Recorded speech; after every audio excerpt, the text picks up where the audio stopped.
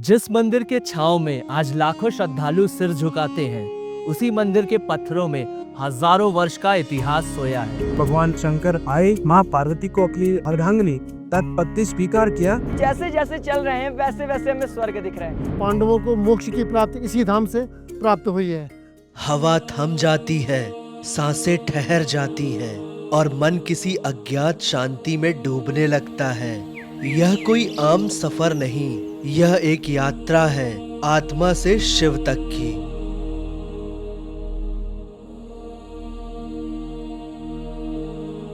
स्वागत है आपका एक ऐसे सफर पे जो दिव्य तो है ही, साथ में रोमांच से भी भरपूर है।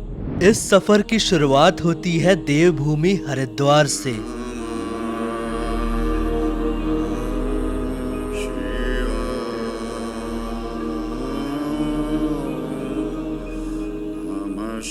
हरिद्वार, जहाँ के कण कण में आपको देव शक्ति का एहसास होगा, जहाँ की एक डुबकी सिर्फ शरीर को नहीं बल्कि आत्मा को पवित्र कर देती है। ऐसी पवित्र भूमि पर माँ गंगा के आशीर्वाद के साथ आगे का सफर शुरू हो चुका था। इस सफर पर ये पहाड़, ये रास्ते जैसे आपसे खुद कह रहे हो, चलो महादेव बुला रहे हैं तुम्हें। घंटों के लंबे सफर के बाद जब ये घोड़े खच्चर दिखने लगे तो समझ में आ गया था कि हमारा पहला पड़ाव करीब है। ऊंचे ऊंचे वादी में बसते हैं भोले शंकर।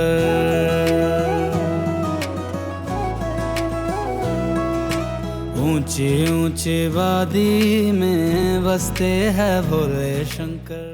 कभी सोचा है वो कौन सी जमीन है जहाँ पहला कदम रखते ही मन शांत हो जाता है और आत्मा शिव का नाम जपने लगती है? वो जगह है गौरी कुंड। कहते हैं ये वही जगह है जहाँ स्वयं माता पार्वती ने भगवान शिव को प्राप्त करने के लिए कठोर तपस्या की थी और इसी के बाद माता पार्वती और भगवान शिव का विवाह हुआ था। असजगरि समम चाटिका जलम चिंदि पात्रे शुरतरोर शाखा लेखनी पत्र मुर्वी लिखते कृत्वान् शुक्रान् सवकालम तदपि तवज्ञानामे शिपारम नयाति। माँ पार्वती ने भगवान शिव को पति रूप में प्राप्त करने के लिए लगभग 5000 वर्षों से भी अधिक समय तक कठोर तप किया। पुराणों में कहा जाता है कि ये गौरी तीर्थ के नाम से ये विख्यात है। जब पार्वती माता की तपस्या पूर्ण हो चुकी थी तब यहाँ पे भगवान शंकर आए, माँ पार्वती को अपनी अर्धांगिनी तत्पति स्वीकार किया। पहाड़ों की गोद में बसा ये एक ऐसा पवित्र स्थल है जहाँ से शुरू होती है केदारनाथ की वो यात्रा जो तन को शायद थकाती तो जरूर है लेकिन मन को शिव के करीब ले जाती है। यहाँ बहती मंदाकिनी मानो खुद माँ पार्वती की ममता है। तो आइए मेरे साथ चलिए इस दिव्य यात्रा पर जहाँ हर कदम भक्ति है, हर सांस आस्था और मंजिल स्वयं महादेव। गौरी कुंड से शुरू हो जाती है वो यात्रा जिसे सिर्फ पैरों से नहीं बल्कि दिल और श्रद्धा से तय किया जाता है। करीब 16 किलोमीटर का ये रास्ता ऊंचाई, ठंड और थकावट से भरा जरूर है, लेकिन हर कदम पर मिलता है आपको प्रकृति का एक अद्भुत साथ। कभी मंदाकिनी नदी की कलकल तो कभी दूर से आती मंदिर की घंटियों की आवाज हर मोड़ पर आपको एक अलग ही एहसास दिलाएगी।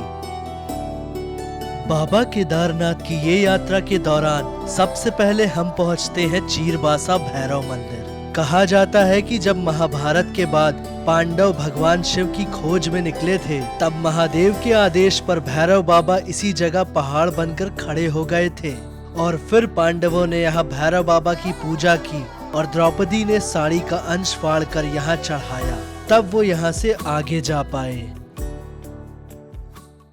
कहते हैं जब तक भगवान शिव स्वयं ना बुलाएं तब तक कोई केदारनाथ नहीं पहुंच सकता, लेकिन अब मुझे लगता है कि मेरा बुलावा आ चुका है। दोस्तों, लोग बोलते हैं कि जहाँ शिव वहीं स्वर्ग। आज हमने महसूस भी किया। हम आ रहे हैं केदारनाथ की ओर। हम जैसे जैसे चल रहे हैं वैसे वैसे हमें स्वर्ग दिख रहे हैं। मेरा दिल को एकदम छू गया है ये जगह। भाई साहब, माहौल ही एकदम अलग है यहाँ पर। ओम नमः पार्वती पते, हर हर महादेव। आदमी को वहाँ जाने से लगता है कि हम स्वर्ग में आ गए। जिसको जीते जी स्वर्ग देखना है वो केदारनाथ आ जाए। पत्थर से भरे रास्ते से होते हुए बर्फ के चादर के बीच से हम आगे बढ़ते जा रहे थे। और फिर कई घंटों की चढ़ाई के बाद पहली बार केदारनाथ मंदिर दिखाई देता है। वो क्षण शब्दों से परे होता है। शरीर की थकान जैसे छूमंतर हो जाती है, सांसें थम सी जाती है और आत्मा कांप उठती है। जैसे वर्षों से रुकी कोई पुकार आज उत्तर पा गई हो। उस एक झलक में पूरे जीवन की पीड़ा, संघर्ष, प्रश्न सब शांत हो जाते हैं। केवल एक भाव बचता है, समर्पण। जय हो शंकरा, आदिदेव शंकरा, तेरे जाप के बिना चले ये सांस किस तरह। मेरा कर्म तू ही जान, क्या बुरा है क्या भला। तेरे रास्ते पे मैं तो आंख मूंद के चला। तेरे नाम की जोत ने सारा हर लिया तमस मेरा। नमो नमो जी शंकरा, भोलेनाथ शंकरा, जय त्रिलोकनाथ शंभु हे शिवाय शंकरा। नमो नमो जी शंकरा, भोलेनाथ शंकरा। जिस मंदिर के छांव में आज लाखों श्रद्धालु सिर झुकाते हैं, उसी मंदिर के पत्थरों में हजारों वर्ष का इतिहास सोया है। केदारनाथ मंदिर न सिर्फ तीर्थ है बल्कि एक रहस्य है, एक चमत्कार है, एक जीवित प्रतीक है उस शक्ति का जिसे कोई मिटा नहीं सकता। तो आइए समझते हैं इस मंदिर के इतिहास को, यहाँ के रहस्य को। पौराणिक कथा के अनुसार महाभारत के युद्ध के बाद पांडवों के ऊपर अपने परिजनों और ब्राह्मणों की हत्या का पाप था, जिससे मुक्ति उन्हें सिर्फ महादेव ही दिला सकते थे। तो ये जानकर वो निकल जाते हैं महादेव की खोज में और सबसे पहले पहुंच जाते हैं गुप्त काशी। लेकिन महादेव उनको वहां नहीं मिलते। उसके बाद उनकी खोज उन्हें हिमालय पर ले आती है, जहां पांडवों को देखकर भगवान शिव नंदी का रूप धारण कर लेते हैं। इसके बाद भी भीम उन्हें पहचान लेते हैं और शिव जी को पकड़ने का प्रयास करते हैं। तभी शिव जी धरती में समाने लगते हैं, लेकिन भीम उनका पिछला हिस्सा पकड़ लेते हैं और उसी समय शिव जी पांडवों की भक्ति से प्रसन्न होकर उनको सारे पाप से मुक्त कर देते हैं। तभी से भगवान शिव केदारनाथ में नंदी के पीठ के रूप में पूजे जाते हैं।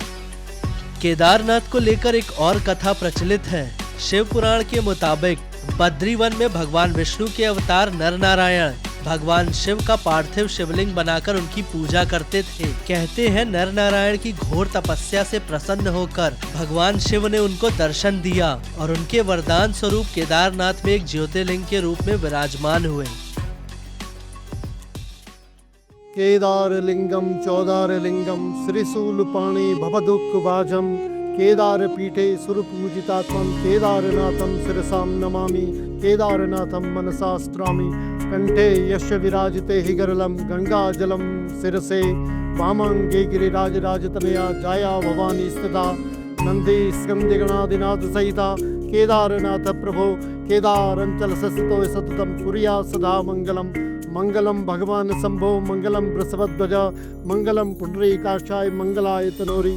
जय श्री केदार। आदि गुरु शंकराचार्य जी ने भगवान केदारनाथ मंदिर का पता किया था और उसके बाद में अभिमन्यु के पुत्र राजा परीक्षित के द्वारा मंदिर का पूर्ण रूप से निर्माण हुआ। भगवान केदारनाथ आज से विगत 5100 वर्ष से भगवान केदारनाथ के दर्शन तीर्थ यात्रियों को प्राप्त हो रहे हैं। पांडव कौरवों में जब युद्ध हुआ है, पांडवों को गोत्र हत्या लगी थी। गोत्र हत्या के निवारण के लिए उनको कुरुक्षेत्र में आकाशवाणी हुई थी, हे पांडवों आप हिमालय में पहुंचिए और हिमालय में पहुंचने पे भगवान शिव के आपको दर्शन प्राप्त होंगे।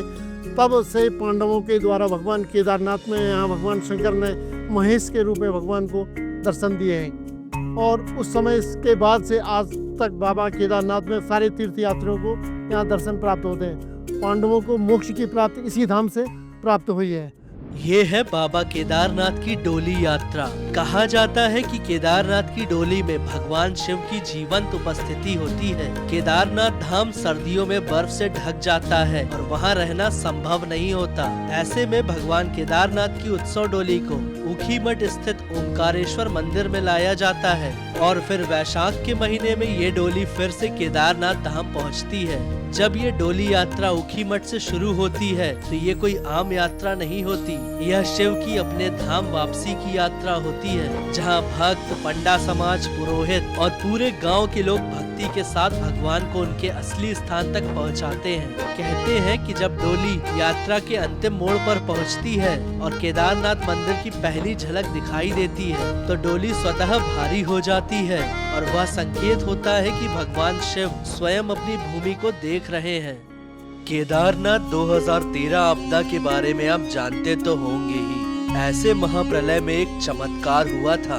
एक पत्थर हजारों जानों की ढाल बन गया था, जिसे आज हम भीमशिला के नाम से जानते हैं। आज भी ये भीमशिला केदारनाथ मंदिर की ढाल बने खड़ा हुआ है। केदारनाथ मंदिर के उत्तर दिशा में जहाँ बर्फीली पहाड़ियाँ सिर उठाए खड़ी हैं, वहीं एक वीरान परंतु जागृत स्थल है, भैरवनाथ का मंदिर। यहाँ निवास करते हैं भुकुट भैरव, भगवान शिव के रुद्र रूप जो स्वयं केदारनाथ की रक्षा करते हैं। कहा जाता है जब केदारनाथ मंदिर के पट बंद हो जाते हैं, तब भुकुट भैरव पूरे धाम की रखवाली करते हैं। केदारनाथ की ये यात्रा कदमों से जरूर पूरी होती है, लेकिन इसका असर हमारी आत्मा पर होता है। बाबा बुलाएंगे फिर किसी और रूप में, किसी और बहाने। तब तक के लिए ओम नमः शिवाय। जय हो शंकरा, आदिदेव शंकरा,